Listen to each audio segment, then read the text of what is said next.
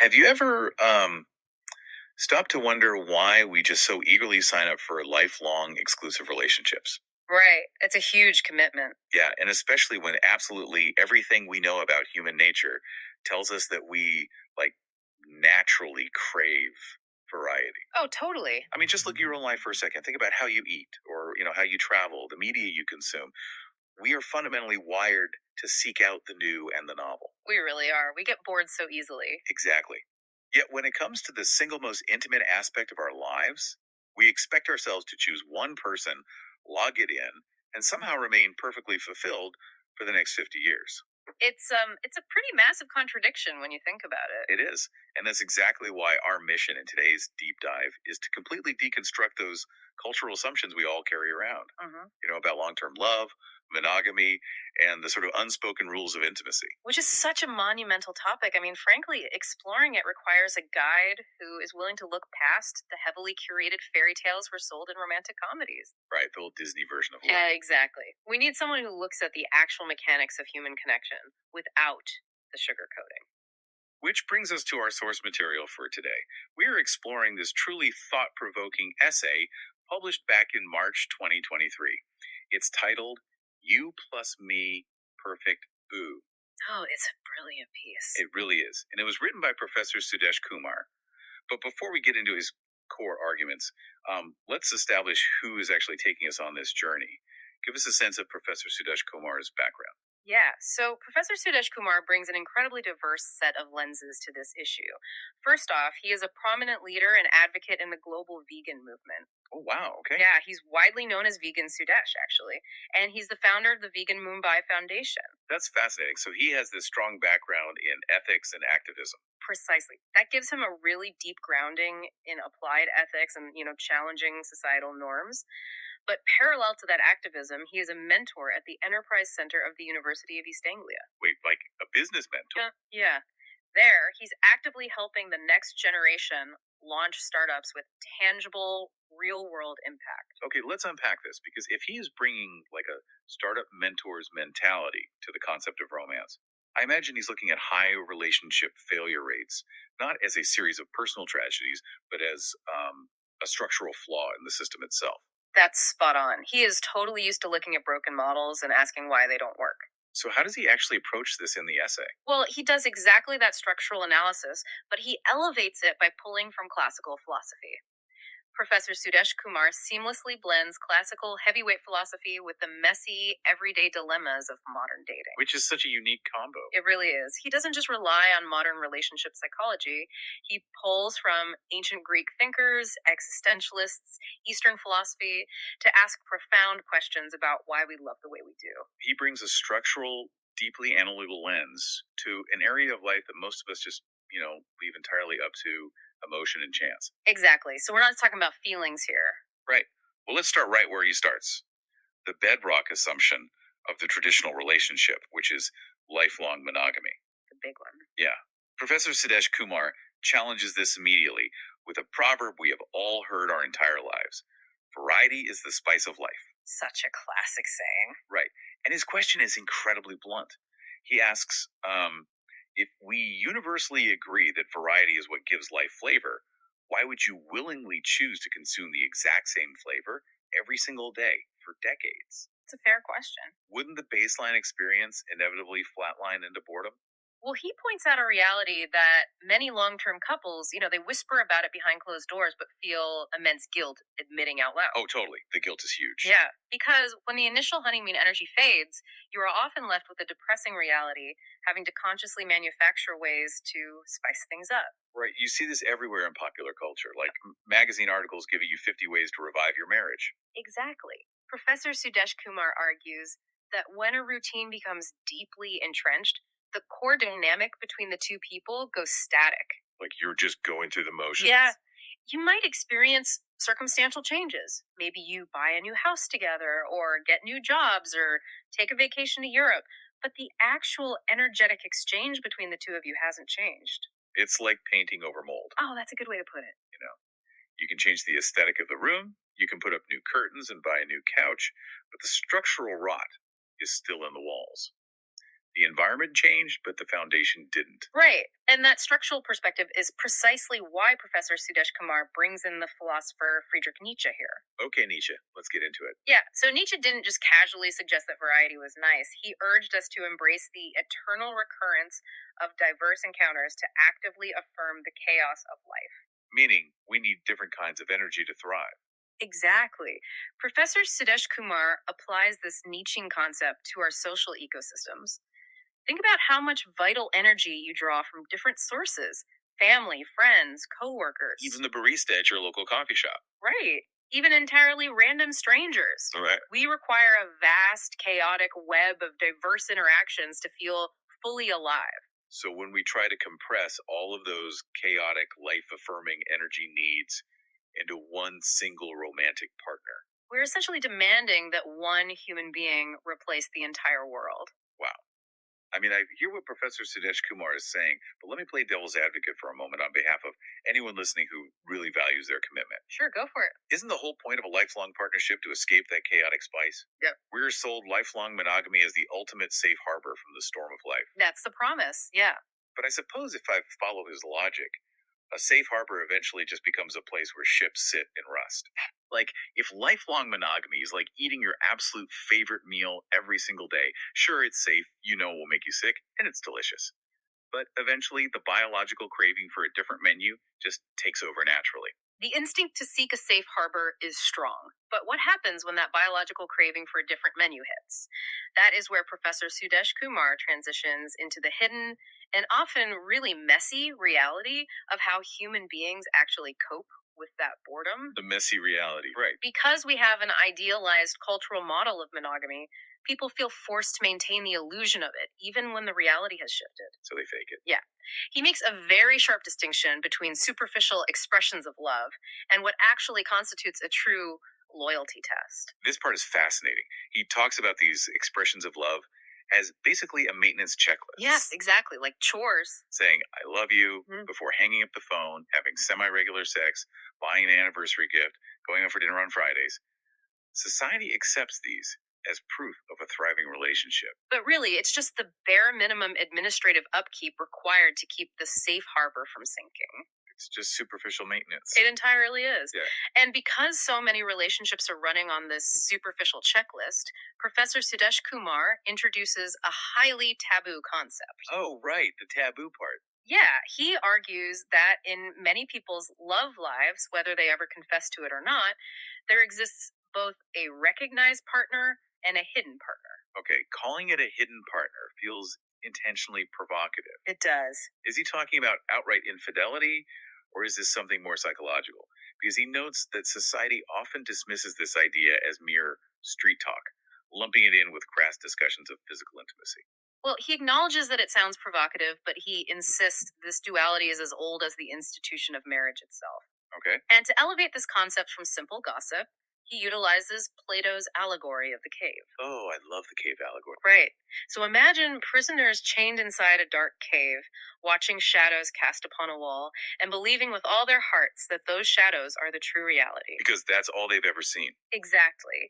Professor Sudesh Kumar suggests that our cultural ideal of perfect, unwavering monogamy, that whole Disney fairy tale, is like the ideal forms in Plato's philosophy. We are staring at the wall, worshiping these flickering shadows of ideal love. While the messy reality is happening outside the cave. Yes. The actual human condition we are living in involves complex desires, wandering eyes, and these recognized versus hidden dynamics. We crave the pure ideal, but we inhabit an imperfect reality. And I guess the reason we tolerate these incredibly messy, sometimes deceptive dynamics is because we are ultimately terrified of the alternative. Terrified of being alone. Well, terrified of what Professor Sudesh Kumar calls dead energy. This concept really hit me. Oh, the dead energy. Yeah, that's a huge point. He asserts that the absolute worst kind of relationship isn't necessarily one filled with conflict or arguing. The worst relationship is one where the energy is simply dead. A flat line. There is no feeling, no spark, no emotion whatsoever. He argues that a partner who gets your blood flowing, even if it is for completely the wrong reasons, even if it is through conflict, is actually better than a partner who makes you feel nothing at all. Okay, Let's pause right there because I have to push back on Professor Sudesh Kumar's logic for a second. All right, let's hear it. Is he actually suggesting that toxic, dramatic energy is objectively better than peaceful boredom? Like, if I'm listening to this and I realize my relationship is a bit boring but completely safe, should I go start a fight just to feel something? I mean, Doesn't chasing that spark at all costs just lead to blowing up your own life? well, it is a diagnostic observation of human nature, not necessarily a prescription for a healthy life. Yeah, He's explaining why we do this, not saying we should. got it. Okay. And to explain why, he ties it to the modern YOLO mentality. You only live once.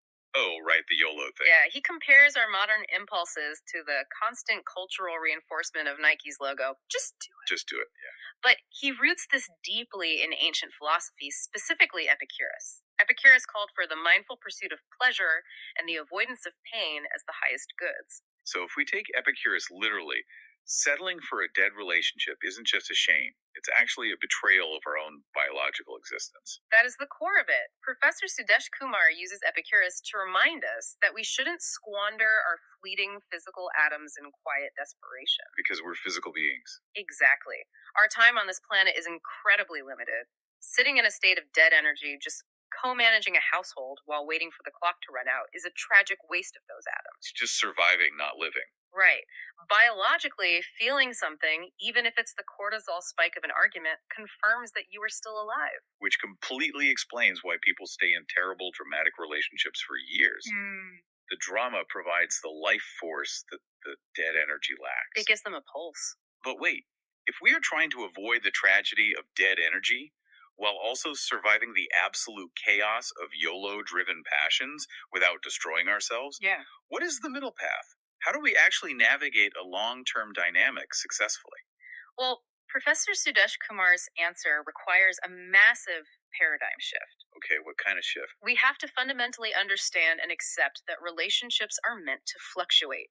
They are not supposed to be static. Life is meant for active living, not just surviving. Right. And to illustrate this, he introduces the Buddhist concept of anicca, which translates to impermanence. Explain how impermanence works in this context, because usually telling someone their relationship is impermanent sounds like a threat. Yeah, in Western culture, we view change as a failure. But Professor Sudesh Kumar explains that anicca whispers to us to seize the present moment without clinging to it. So it's about not holding on too tight. Exactly. It is about living fully, without hesitation or regrets, but with the deep recognition that nothing, not the honeymoon phase, not the intense passion, and not the periods of boredom last forever in the same state. Everything passes. Right. When you understand impermanence, you don't panic when the passion dips. You enjoy the highs, but you don't cling to them desperately when the dynamic naturally shifts. He has a really brilliant way of illustrating this fluctuation, actually. He compares long term relationships to valuable stocks in the stock market. Yes, the stock analogy is perfect. If you look at the historical graph of a fundamentally strong stock, it is never a straight, smooth line pointing up. It is a cyclical graph. Always. It surges, it dips, it flatlines for a bit, it corrects, and then it surges again. He says relationships go through these repeating cycles, and if the foundation is strong, the overall trajectory develops, grows, and strengthens over time.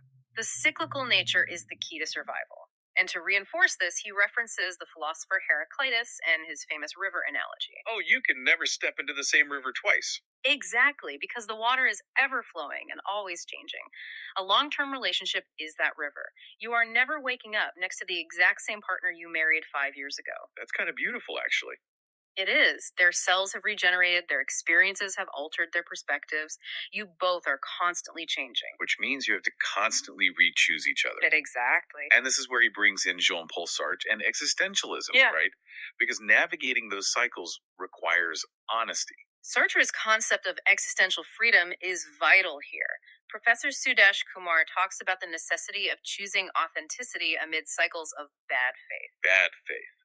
What does that mean in this context? In Sartre's philosophy, bad faith is when we lie to ourselves by pretending we don't have a choice. Oh, like saying, I have to stay in this miserable relationship because we share a mortgage.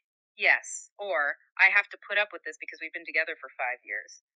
You are treating yourself like an object acted upon by the universe rather than a free subject making a conscious choice. So whether someone is jumping frantically from breakup to a new relationship, repeating the same toxic cycles, or whether they are enduring years of a grueling on again, off again dynamic with the same person, Sartre would say. Recognize your freedom. Take responsibility for it. Yeah, authentically choose your path and learn from the cycle rather than using bad faith as an excuse to let the baggage drag you under. Exactly. You must own your choices in the cycle. Okay, here's where it gets really interesting. Oh, If a relationship is truly like the stock market, though, it begs a very practical question for anyone listening. How do you know when you're just riding out a natural Heraclitean dip in the river versus when it is time to sell your shares because the company is functionally bankrupt? that is the $1 million question. Because Professor Sudesh Kumar does state clearly that relationships are designed to bring life, and that it is wise to move away from people who permanently cease your happiness. And that distinction is the crux of the issue. A dip is a temporary cycle. Perhaps you are both exhausted by career stress, or the routine of raising children has temporarily taken over the romance. Sure, life happens. You understand it's a phase. But bankruptcy, when someone permanently ceases your happiness, that is the return of the dead energy you warned about. The flat line. Right. That is when the cycles are no longer resulting in growth or learning. The graph isn't trending upward anymore. The company has folded, and you are just trapped in the empty building. Man, that's heavy. And if riding that relational stock market is simply too volatile, or if someone has experienced too many bankruptcies, the natural alternative is to step away from the market entirely. Hop out. Yeah, to choose to be single. Which brings us to a really compelling trade off that Professor Sudesh Kumar explores: singledom versus intimacy, and security versus freedom. It is the ultimate human dilemma because the single person enjoys a profound level of safety. They avoid the emotional drama, the daily headaches of compromising with another human being, and they completely avoid binding themselves with that socio legal entanglement we call marriage. They don't have to factor someone else's mood into their morning routine. Exactly. But Professor Sudesh Kumar is quick to point out the heavy cost of that piece. The single person sacrifices deeper intimacy. You can curate a perfectly peaceful, drama free life, but you might find yourself entirely lacking the profound, mirroring connection that long term relationships provide, even with all their chaos. And to explore this trade off, he leans on Epictetus and the Stoic philosophers. The Stoics, they always come up when we talk about control. Oh, definitely. The Stoics teach us to ruthlessly distinguish what we can command from what we cannot. We can control our actions, our daily routines, our boundaries. But we can't control our feelings. Exactly, or our deep seated biological need for connection. The heart, as Professor Sudesh Kumar describes it, possesses a wild sovereignty. I love that phrase, wild sovereignty. It's great. A single person can try to tightly control their environment to avoid the pain of relationships, but ultimately, true peace means accepting the vulnerability of those feelings rather than trying to suppress them. Contrast that wild sovereignty of the single life with what he calls the monogamy cage. The cage, yeah. When you are in a deeply committed relationship, you feel secure.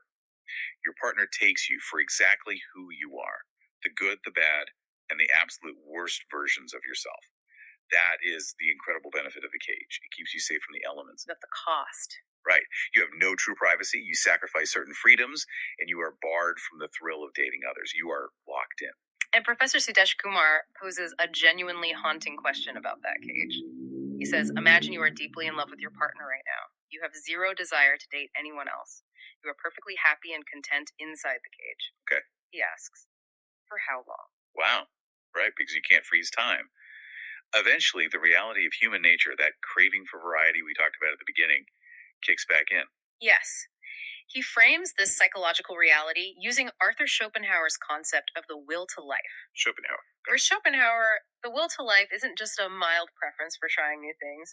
It is a primal, blind, surging force that animates all of existence.